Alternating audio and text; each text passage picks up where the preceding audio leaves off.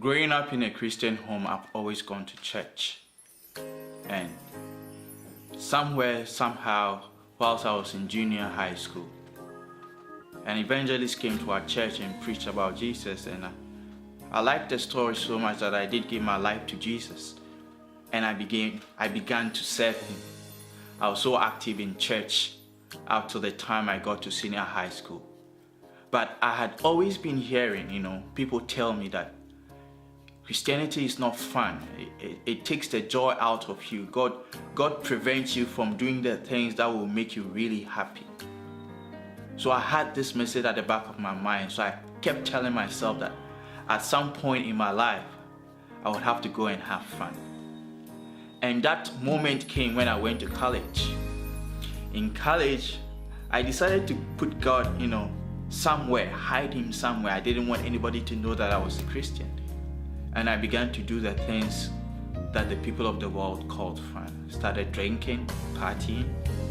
I became unfaithful, watching pornography, struggled with it. I always knew it was bad, but somehow I always kept going back. I had commitment issues. I was selfish. I was a very nasty person. I was not a very, very nice person. I was proud. I was arrogant. Till I did well in school and I furthered my education. And whilst I was doing my master's, about 3 months to the end of my program, I heard a man of God preach on YouTube. And he said things about Jesus that I'd never heard before. And that day I got so convicted. And I felt so sad for abandoning God. I went on my knees, rededicated my life to Jesus, and he came back.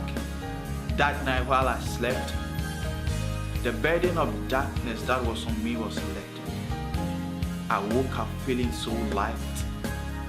I knew at that moment that something about me had changed. My life took a new turn. I became more joyful. My actions and my decisions became more purposeful. I realized that more and more I was becoming unselfish.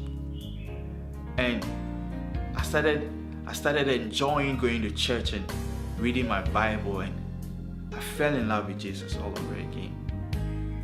And I'll say since that time came, I have become more stable, more courageous, more loving. But I wouldn't say that I am where I want to be yet. Because I know that God is still working on me. I am still working in progress. But one thing that I'm sure of is that my life is way better than when I was young. This is my story. My name is Yao Ando Nketia Minsa. And I met him, the man Jesus Christ. My life has never been the same.